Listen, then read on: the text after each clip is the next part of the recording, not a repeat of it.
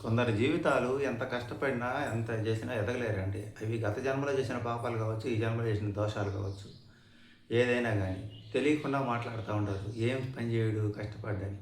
నేనెంత కష్టపడ్డానో, ఏం చేశానో మీకేం తెలుసు? నేను సొంత ఇంట్లో నుంచి బయటికి రావడానికి కారణాలు, మా పెద్ద బాబాయ్‌తో మాకెప్పుడు గొడవలు. ఆయన డ్రింకర్. ఆయన వల్ల కుటుంబం అంతా దెబ్బతినిపోయింది అప్పట్లో. ఇక లాస్ట్‌కి ఆయనతో గొడవ పడి బయటకొచ్చేసా. బయటకొస్తే అక్కడ ఉన్న ఇల్లు మా తాతయ్య మేము మళ్ళా గొడవ పడతామని వేరే వాళ్ళకి అమ్మేశాడు. నేను కట్టుకున్న రూమ్ గూడా మా పెద్ద బాబాయ్ తీసేసుకున్నాడు. ఏదో పేచీల్లో అమ్మిన అతనికి మా మా జేజీనాయన అమ్మినట్టుగా కొలతల్లో స్థలాలు తేడా వచ్చింది. ఆయన డబ్బులు కట్టుకొని ఆ రూమ్ తీసేసుకున్నాడు ఆయన. ఇంకా అక్కడి నుంచి బయటకొచ్చిన తర్వాత నేను పొలం మీద కరెక్ట్‌గా 6 నెలలు నేను 2005లో ఇంక లాభం లేదని చెప్పి ఏదో ఒక వ్యాపారం చేద్దామని పొలం అమ్మా. రియల్ ఎస్టేట్ వ్యాపారం చేద్దామని. కొంతమంది స్నేహితులు నమ్మి వాళ్ళ దగ్గర కొన్నా. అది మార్కెట్ లేని స్థలాన్ని కొన్నా. అక్కడ మోసపోయా.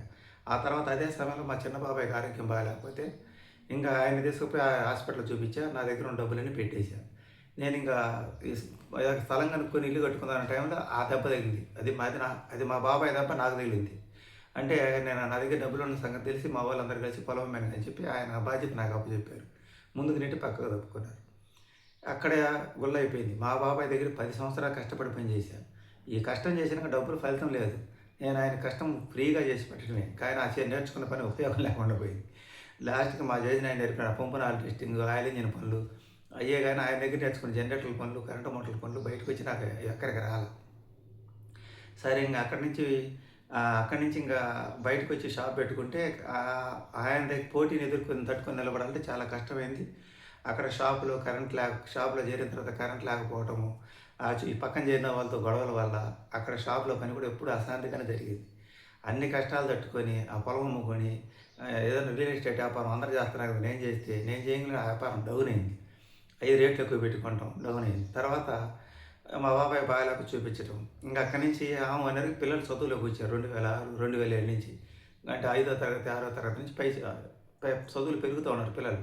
ఇంక వాళ్ళ కోసం నేను ఒక పక్క ఇంటి బాడిగలు కట్టుకుంటా. రూ. 350 ఇంట్లో బాడిగకి చేరా. అందరూ నీళ్ళు పోపించుకుంటారు డబ్బులిచ్చి. నేను సైకిల్ కుక్కేల దగ్గర ఇచ్చుకొని వెళ్ళేవాడిని. ఎండాకాలం వస్తే ఇక్కడ ఒక్కోసారి సాగర్ నీళ్ళు ఆపితే నేను అక్కడికెళ్ళేవాడిని. 5 కిలోమీటర్లు ట్యాంకర్ దగ్గరికి తెచ్చేవాడిని సైకిల్ తొక్కుంటా.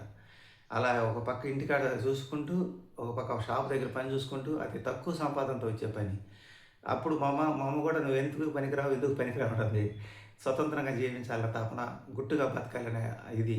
ఇంత కష్టపడి చిన్నగా పిల్లల్ని చదివించుకుంటూ, నా అలవాట్లన్నీ మానుకుంటూ, బంధువులందరిని దూరం చేసుకుంటూ, పనికిరాని వాడిని, చేతకాని వాడికి ముద్రేసుకుంటూ, వీటి నుంచి నా మానసిక వేదనలను అణిచిపెట్టుకుంటూ కష్టపడి నేను ఆ స్థలాల వ్యాపారం అట్టా చేసుకుంటూ వచ్చేటప్పుడు ఒక స్నేహితుడు ఒక స్థలం విషయంలో మోసం చేశాడు. అక్కడ భయపడి ఇంక ఆ స్థలం ఆపేసా. ఇక తర్వాత ఉన్న డబ్బులతో చిన్నగా ఏదన్నా బ్యాంకులేసుకుంటే అందరూ ఈ ప్రైవేట్ సంస్థలు అలా అగ్రిగోల్డ్ డబ్బులు కడతారని చెప్పి ఒక 1,00,000 అందరూ రూ. 10 డబ్బులు వస్తాయి కదా! 1,00,000 కట్టా. అక్కడ మునిగిపోయి మోసపోయా. చూడండి ఆ రోజు రూ. 1,00,000 పెడితే మంచి ఒక ఫ్లాట్ అమ్మి పెట్టా డబ్బులది. ఆ రోజు ఆ రూ. 1,00,000 డబ్బులకి ఈరోజు ఆ స్థలం 15,00,000 అమ్మింది. ఎందుకంటే ఆ రోజు నేను రూ. 1,00,000 అమ్మిన స్థలము ఈరోజు 15,00,000 అమ్మింది. అంత రేట్ ఉందన్నమాట అది. ఆ డబ్బులు పోయినాయా? ఇంక ఇట్లా దెబ్బలు తగులుతుంటే మనం మటుకు ఏమేం చేస్తాం? చిన్నంగా సరే అట్నే ఇల్లు మారతా, ఈ షాప్‌లో పని ఎప్పుడు పోటీయే పని. ఒక పని నుంచి ఇంకో పనికి మారతా, ఈ పోటీని ఎదుర్కొంటా వస్తా ఉన్నాను. మెకానికల్ కమిషన్‌లిచ్చి ఎంత కమిషన్‌లు ఇచ్చినా వాళ్ళు ఎప్పుడు బెదిరిస్తానే ఉంటారు. పక్కకు పోతానే ఉంటారు. నిజాయితీగా పనిచేసి నా జీవితం అంతా వాళ్ళకి కమిషన్‌లే సరిపోయింది. నాకొచ్చేది రూపాయి అయితే వాళ్ళకిచ్చేది రూపాయన్నర కమిషన్. ఇలా పోరాడి ఆ పనిని కాపాడుకుంటూ ఒక పక్క ఈ పిల్లల చదువులు, ఇవి వచ్చే అనారోగ్య సమస్యలు వీటిని తట్టుకుంటూ నిలబడుతూ ఎవరికి చెప్పుకుంటే ఎవరు ఓదారుస్తారు చెప్పండి. ఒక పక్క మా అమ్మేమో నువ్వు దేనికి పనికిరావని అంటుంటది. కించపరుస్తా ఉంటది. ఒక పక్క ఈ పిల్లలు భవిష్యత్తు పాడైపోద్ది ఈళ్ళని సరిగ్గా చదివించకపోతే. ఇట్లా నేనెన్నో త్యాగాలు చేసి అనే లోపల 2014 నుంచి ఇంక హాస్పిటల్ ఖర్చులు. అంతకుముందు కూడా పిల్లలకి ఎప్పుడు బాగా అనారోగ్య సమస్యలు వస్తూ ఉంటాయి. నేను కొంచెం కష్టపడి సంపాదించి రూ. 10 ఇంటికి తీసుకొచ్చి ఇంటికి వచ్చారు వీళ్ళకి ఆరోగ్యాలు బాగుండవు. పిచ్చి కోపం వస్తది. నాకు పొద్దుగూకులు హార్డ్ వర్క్ చేసి నాకు రైతే నిద్ర ఉండదు. అలా కష్టపడతా ఉంటే ఫలితం ఎవరికి పోయింది? కాకులు అదేది అడవి పండింది కాకులు తిన్నట్టు అయింది పరిస్థితి. నా కష్టం ఎప్పుడు కూడా వ్యర్థమైపోతున్నాను. ఇంకా తర్వాత 2014 నుంచి మా ఆవిడకి అనారోగ్య సమస్యలు. ఇంకా ఖర్చులు పెట్టుకుంటానే వస్తాను వరుస పెట్టి. ఇదే టైంలో పిల్లలకు కొంచెం పై చదువులు రావటం, వాళ్ళకి మంచి బట్టలు తీసి ఇవ్వాలి. వాళ్ళని కొంచెం బాగా గౌరవంగా పెంచాలి. ఇలా గౌరవంగా పెంచుకునే క్రమంలో ఇక ఈ రియల్ ఎస్టేట్ వ్యాపారాలు ఆ స్థలాలు అమ్ముకొని కాస్త కోస్త బంగారం చేయించుకున్నాను. ఇక జనాలకి అందరికీ ఆ బంగారమే దృష్టి. ఎక్కడికి పోయినా ఈ ఒంటి మీద భార్యకి సొమ్ములు చేపించాడు, కూతురికి సొమ్ములు చేపించాడు. ఇదే దృష్టి ఇంకా. ఆస్తులన్నీ పోయినాయని ఎవరికి తెలియదు. ఆస్తులన్నీ పోగొట్టుకొని ఎందుకు బంగారం చేపించారంటే ఏదైనా అనారోగ్య సమస్యలకి ఏదో ఆపద వస్తే మనం ఎవరు డబ్బులు అడగదని చేపించాం. అందరి దృష్టి దాని మీదే. ఇంకా అక్కడి నుంచి దృష్టి. ఇంకా ఆ తర్వాత సరే ఇంకా ఏదైనా మళ్ళా ఒక ప్లాట్ ఉంచుకున్నా. ఒక ప్లాట్ ఉంచుకుంటే ఇక పిల్లలు పై చదువులకు వచ్చారు. ఆమె అనేసరికి ఇంక బయట బంధువులందరినీ దూరం పెట్టేశాను. ఆమె అనే లోపల కొడుకు ఎక్కువ ఇచ్చాడు. ఇంకా మా అమ్మ ఏం చేసింది, మీ నాన్న దగ్గర స్థలం ఉంది ఇల్లు కట్టమనరా అని చెప్పి మా అబ్బాయిని నా మీద వెళ్ళింది. ఒక పక్క మా ఆవిడకేమో 2014లో ఒక సర్జరీ చేయించా. ఆ తర్వాత 2018లో ఒక సర్జరీ చేయించా. ఒక పక్క మళ్ళీ 2020లో కంటికి సంబంధించి ఒకసారి, కాలు కట్టి ఒకసారి. ఇంకెప్పుడు హాస్పిటల్ తిప్పుతూనే ఉండాలి ఆమెకి. ఇవి చూసుకుంటా, పిల్లలు చదువులు చూసుకుంటా ఇవన్నీ చేయాలి. ఒక పక్క అమ్మాయిని చదివించేటప్పుడు బాగా స్కూల్కి నేనే వదిలిపెట్టుకుని తీసుకొచ్చుకుంటామండి. ఒక పక్క పని ఒత్తిడి, ఒక పక్క ఇంట్లో పనులు అన్నింటినీ ఒక్కడనే చూసుకోవాలి. పెద్దోళ్ళు ఎవరి ఇంట్లో లేరు కదా, మా దగ్గర ఉండదు. ఆమె ఆమె స్వతంత్రంగా జీవించే విధానంలో ఆమె సింగరేఖంలోనే ఉంటుంది. ఆమె స్వతంత్రంగా ఉంటూ నన్ను మటుకు బానిసలాగా బతకమడుతుంది. నా కొడుకు ఇంకా ఆమె దగ్గర ఒక 2 సంవత్సరాలు మా అబ్బాయి నుంచితే వాడు అడిగిన కాడికి అన్నీ ఇచ్చి వాడిని కొంచెం విలాసాలకు అలవాటు చేసింది. ఆమె అలవాటు చేసి ఇట్లా అలవాటు పడ్డాడు మా అబ్బాయి ఎంబీఏ చదువుతా.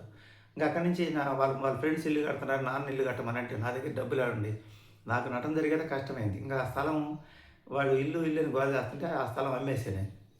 ఆ స్థలం అమ్మక ముందు అమ్మాయికి 2020లో అమ్మాయికి మ్యారేజ్ చేశాను అనమాట. అది కూడా మా అమ్మ వేరే వాళ్ళతో పోల్చుకొని తొందరగా చేయి మ్యారేజ్ అంటే చేశాను. చేస్తే ఇక అప్పుడు కూడా మ్యారేజ్ చేయకపోతే ఆ స్థలంలో ఇప్పుడు స్థలం అమ్మలో దాంట్లో ఇల్లు కట్టుకుందామని ఆలోచన చేస్తున్నాను. అక్కడ ఇల్లు కడదామంటే మా ఆవిడేమో నేను అంత దూరం రాలేనంటది. ఎక్కడంటే అక్కడ కడితే నేను చూడలేనంటది. ఒక పక్క ఆమెతో సమస్య, అడ్జస్ట్ కాదు ఎక్కడికక్కడ. ఇలా నేను సతమతం అవుతూ చిన్నగా అక్కడ ఇల్లు వేసుకుందామంటే మా అబ్బాయి ఏమో ఇల్లు మంచి ఇల్లు కట్టమంటాడు. అంటే వాళ్ళ ఫ్రెండ్స్ కట్టుకుంటున్నారు, నాకు రేపు పిల్లలు ఎవరు ఇస్తారు మా అమ్మ చెప్పేది. మా అమ్మ చెప్పేది వాడికి, నాకు ఎవరు పిల్లలు ఇస్తారు, మా ఫ్రెండ్స్ అందరూ ఇల్లు కట్టుకుంటారు నువ్వు కట్టమంటే. వాడప్పటికి ఉద్యోగంలో చేరి ఇంట్లో రూపాయి పిల్లలు కూడా సరే ఫస్ట్లో జాబ్లో చేరినప్పుడు అంత 12,000 13,000 సరే ఇవ్వలే. వాడు ఇన్ని రోజులు మనం కఠిన నియమాలు తప్పించాము అని వాడు ఫోన్లు కొనుక్కుంటే వదిలేశాను. అట్లా మా అబ్బాయి ప్రెజర్ దెబ్బకు తట్టుకోలేక ఆల్రెడీ అమ్మాయి మ్యారేజ్ చేసి దెబ్బతిన్నా. ఆ దెబ్బతిన్న తర్వాత 2021లో మళ్ళీ నాకు కరోనా వచ్చింది. ఎవరిచ్చారండి డబ్బులు? ఎవరు ఇవ్వాలి. నేను ఆ బంగారం బ్యాంకులో పెట్టుకొని చిన్నగా ఆ కరోనా టైంలో రిమ్స్ హాస్పిటల్లో జాయిన్ అయ్యి అక్కడి నుంచి తక్కువ ఖర్చుతో అంటే మొత్తం నాకు వచ్చింది, మా అబ్బాయికి వచ్చింది, తర్వాత నాకు వచ్చింది, తర్వాత మా ఆవిడకి వచ్చింది. ఎట్నో దేవుడి దేవుడు ఒక పక్క అమ్మాయి మ్యారేజ్ సమస్యలు, ఆ గొడవలు ఎన్ని తట్టుకుంటాం చూడండి. ఇంకా బతికుండా అంటే గ్రేట్. ఆ అన్నింటిలో ఒక పక్క షాప్ దగ్గర మళ్ళీ పని పోయిద్ది అని ఆలోచన. ఎవరి కోసం ఈ పని ఇదేదో పోయిద్దని పొద్దుగురు 200 రూపాయల పని 100 రూపాయల పని కూడా పరిగెత్తి చేసేవాడిని. ఆ కస్టమర్లు ఆఖరికి నేను నిలబెట్టుకోలేకపోయా. అంత కష్టపడి పని చేసిన ఉపయోగం వ్యర్థం అయిపోయింది. అట్లా ఒక పక్క పని మెకానికల్ పోటీ పెరిగింది. వాళ్ళు బెదిరించేవారు, మేము అడ్డుపోతాం ఇటుపోతాం, వాళ్ళకి కమిషన్ ఇవ్వాలి. అట్లా ఇచ్చాయి ఆ పనిని కాపాడుకోలేకపోయా. అక్కడ నా కష్టాన్ని అర్థమే చేసుకున్నా. ఇక తర్వాత అది అయిపోయిన తర్వాత ఇంకా 2021 అయిపోయింది. 2022 కొంచెం సాఫీగా ఉన్నామని చెప్పి మా అబ్బాయి ఇంకొకటేమైనా ఇల్లు కట్టమని పోటీ చేస్తే డబ్బు తట్టుకోలేమని చెప్పి ఆ స్థలం అమ్మేసయ్యా, నా పరిస్థితి బాగాలేదు స్థలం అమ్మేసాయని చెప్పి ఎండలు విపరీతమైన ఎండలుండి అనారోగ్య సమస్యలతో బాధపడుతుంటే ఒక ఏసీ కొనుక్కున్నా. ఆ ఏసీ కొనుక్కున్న కానీ కష్టాలు మొదలైనవి. వీడు ఏసీ కొనుక్కుంటాడు అది ఇంట్లో ఉంటానే జనదృష్టి ఎక్కువ అయిపోయింది. నేను చేసిన తప్పు అది. ఇంకా తర్వాత మా అమ్మ కూడా ఎందుకయ్యా ఇవన్నీ అంటుంది. మాకేంటంటే అందరికీ ఒక్క దెబ్బకి మా ఆవిడికి కానీ నాకు కానీ బాడీ డీహైడ్రేషనే మా అమ్మాయికి కానీ ఎక్కువ. మాకు ఆల్రెడీ ప్రెజర్లో ఉన్నాం కదా, గొడవల్లో ఉన్నాం కదా, ఆ గొడవలు అమ్మాయి మ్యారేజ్ గొడవలు ఉన్నాం కాబట్టి ఆ గొడవల వల్ల ఇంకా నిద్ర పట్టడం వల్ల అందుకు ఏసీ కొనుక్కుంటే దానివల్ల ఇంకా సమస్యలు మొదలయ్యాయి. ఇక నేను ఎప్పుడైతే ఏసీ కొన్నానో ఇక 2023లో మా అబ్బాయి జాబ్ తర్వాత మధ్యలో 2022లో వాడు జాబ్ మానుకున్నాడు. ఆ జాబ్ మానుకున్నప్పుడు వాడు ఏం చేశాడంటే ఈ క్రెడిట్ కార్డులో వాడి చిన్నగా కొంత అప్పు చేసుకున్నాడు.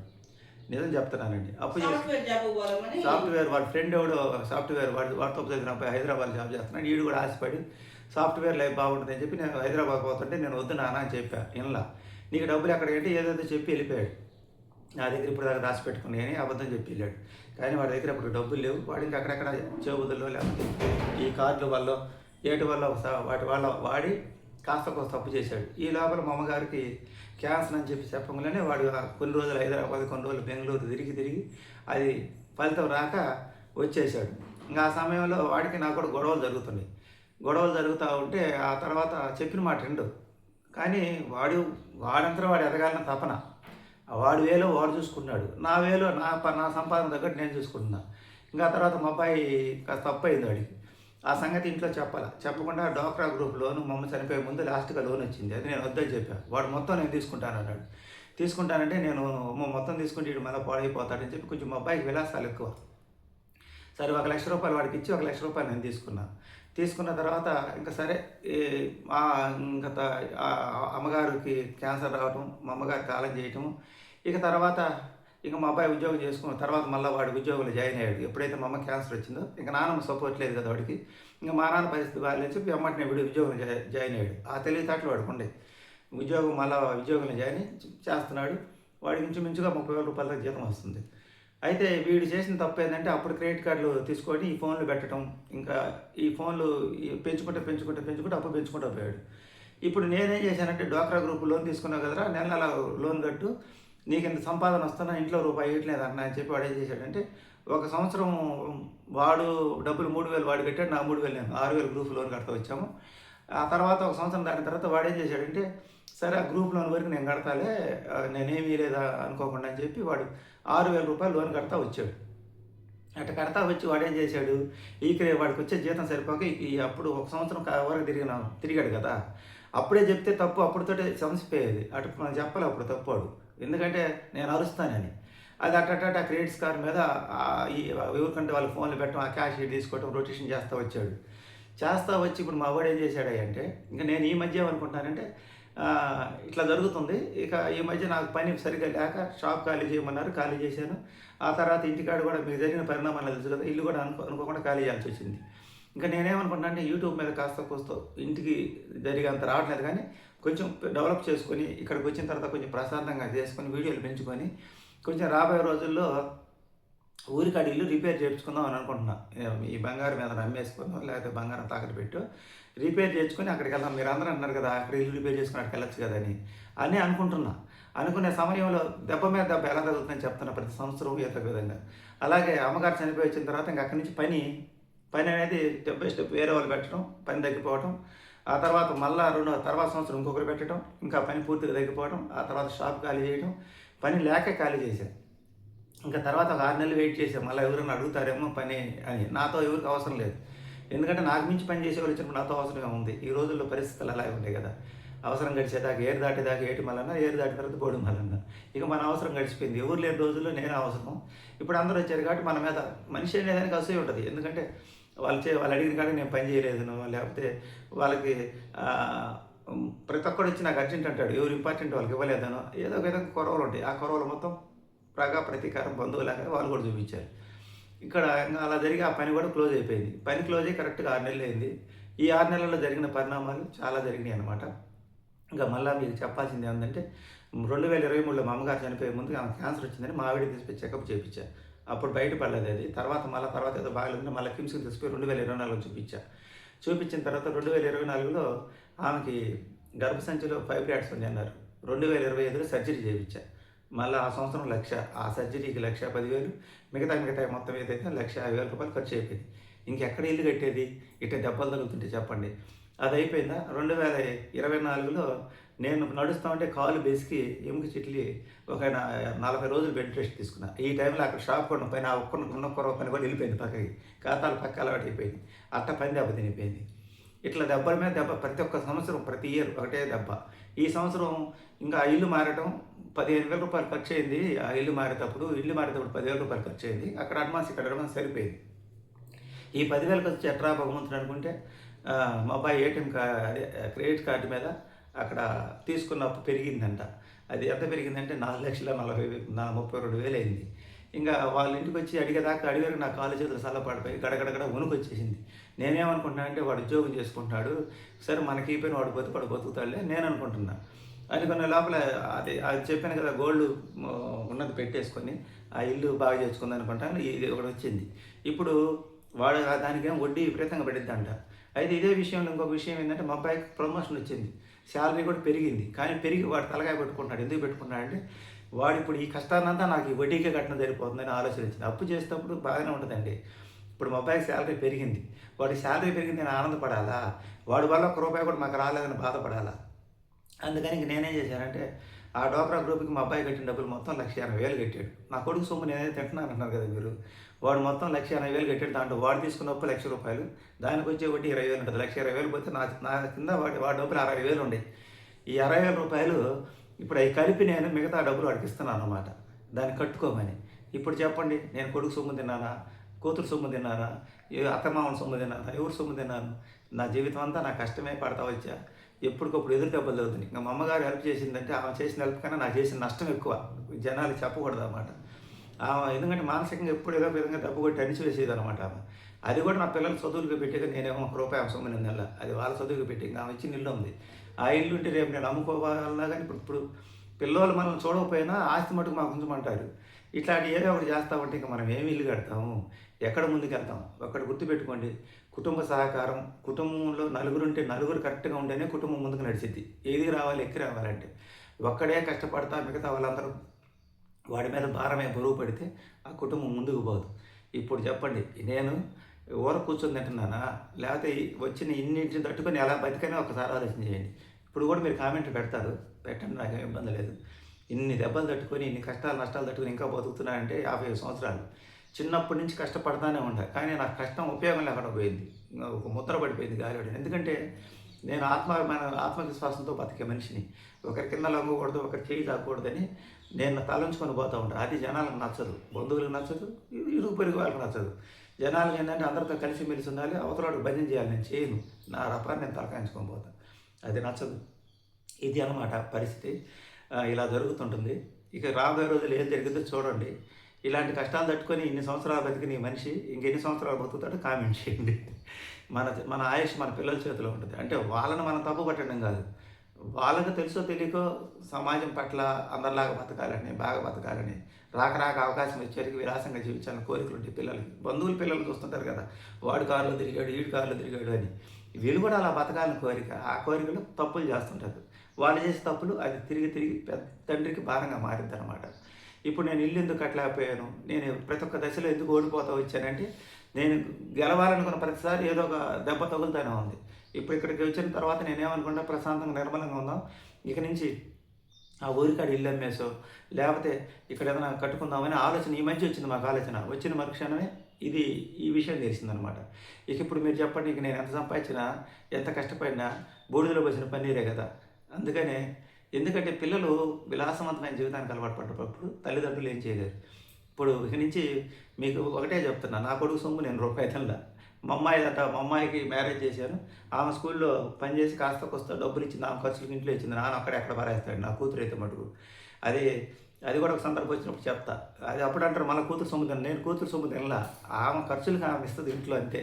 అంటే అందరూ నలుగురు అంటారు కదా, ఆడపిల్ల ఇంట్లో ఉంది, ఆడపిల్ల ఇంటబడి తింటుందంట కదా, ఇంటబడి మా కూతురు తింటాను, ఆమె తిండి ఖర్చులకు ఆమె డబ్బులు ఇస్తుంది అనమాట. ఇక కొడుకే ₹1 ఇవ్వడం అనమాట. అంటే వాడి గురించి తప్పుగా చెప్పడం కాదు, నేను వాడికి ఒకటే మాట చెబుతాను, నువ్వు మాకు ఇవ్వద్దు కానీ మమ్మల్ని ఇబ్బంది పెట్టద్దని చెబుతాను. ఇది ఈరోజు వీడియో. నేను పిల్లల మీద ఆధారపడి బతుకుతున్నానా, ఊరక తిని బతుకుతున్నాను అనేది వివరణ వెలగట్టి ఇచ్చాను. ఇప్పుడు నేను ప్రజెంట్ ఎలా బతుకుతున్నాను అయ్యా అంటే, యూట్యూబ్ సంపాదన వస్తుంది నాకు 2 సంవత్సరాల నుంచి. అది పూర్తి స్థాయిలో రావటం లేదు. నేను చెప్పాను కదా, గతంలో ఈ గోల్డ్ ఏజ్ తెచ్చుకోవడం వల్ల ప్రస్తుతం అది బ్యాంకులో ఉంది. కొంత బ్యాంకులో ఎంత ఉందంటే అది కూడా పెద్ద అమౌంట్లోనే ఉంది. మరి ఎలా తీరుస్తామంటే, తీర్చగలిగితే తీర్చలేకపోతే వదిలేసి మిగతా వచ్చిన డబ్బులు కాసిన తీసుకుంటా. ఇక తర్వాత నెక్స్ట్ ఎలా బతుకుతారని మీకు వచ్చింది. నెక్స్ట్ మా అమ్మగారు ఇచ్చిన ఇల్లు ఉంది కదండి, ఇంక నేను బతకడానికి ప్రయత్నం చేయాలి. కాబట్టి దాన్ని మా అబ్బాయి పిల్లలు ఎట్నే కానీ ఉన్నట్టే వాళ్ళ భవిష్యత్తు ఏ దారి కాకుండా ఇలాగే ఉంటే ఇంకా దాన్ని నమ్ముకొని ఆ డబ్బులు నేను నా భార్య బ్యాంకులు వేసుకొని ఇంకా మా వృద్ధాప్య జీవితాన్ని కొనసాగిస్తాం. ఆ తర్వాత మేము పోయిన తర్వాత ఎంత ఉంటే అంత వాళ్ళు తీసుకుంటారు. ఇది ఈ వీడియో యొక్క సారాంశం. మీరు ఎలా బతుకుతారని వివరణ ఇవ్వాలి కాబట్టి నాకు ఆ ధైర్యం ఓపు మీద బతుకుతున్నా. ఇదన్నమాట. అంటే కొడుకు ఏమేమంటే వాళ్ళకి చదువు విద్యాబుద్ధులు చెప్పించాం, వాళ్ళు చదువుకుంటున్నారు, వాళ్ళ సంపాదనలు సంపాదించుకుంటారు, ఇంట్లో వాళ్ళు ఏమి ఇవ్వట్లేదు కదా, మరి మేము ఎలా బతకాలి? అందుకనే నేను పోరాడతా. ముందు ఈ గోల్డ్ నా దగ్గర ఉన్నటువంటి ఎక్కడెక్కడ కాస్త పొదుపులు ఇవన్నీ ఖర్చు పెట్టేసుకొని తర్వాత ఇల్లు అమ్మేసుకొని భార్యాభర్తలు ఇద్దరు బ్యాంకులు వేసుకొని మేము ఉన్నంతకాలం తిని తర్వాత ఉంటే ఇస్తాం, లేకపోతే లేదు. ఇది ఇంకా అమ్మాయి భవిష్యత్తు అంటావా? అమ్మాయిదే కొంచెం ప్రశ్నార్థకం. మేము ఉన్నంతకాలం మాతో ఉంటుంది. ఏదన్నా ఒక దారి చేసి పంపించేదాకా మాతోటే ఉంటుంది అమ్మాయి కొడుకు కోసం నీ కూతురు బయటకు వెళ్ళగొడతాం. ఇప్పుడు కూతురే మాకు సపోర్ట్ వాస్తవంగా చెప్పాలంటే. కన్నందుకు కొడుకుకి తిండి పెట్టాలి, కూతురికి తిండి పెట్టాలి. తప్పదు కదా! మనిషి బతికున్నంత కాలం. కాకపోతే మా అమ్మాయి ఇంట్లో ఉండి మాకు యూట్యూబ్ అనేది పెట్టించింది. ఆమె ఊరకుండదు. ఇంట్లో పనంతా చేస్తుంది. ఆమె తిండి ఖర్చులకి ఆమె డబ్బులిస్తుంది. మీ అందరికి తెలియాలి. కూతురు ఇంట్లో ఊరక తింటుంది అని. నా కూతురు ఊరక ఎప్పుడు తినలేదు. ఆ అమ్మాయికి కూడా రోషం ఎక్కువ, పౌరుషం ఎక్కువ. అట్లా ఊరక తినదు, ఒకరి చేత మాట అనిపించుకోదు.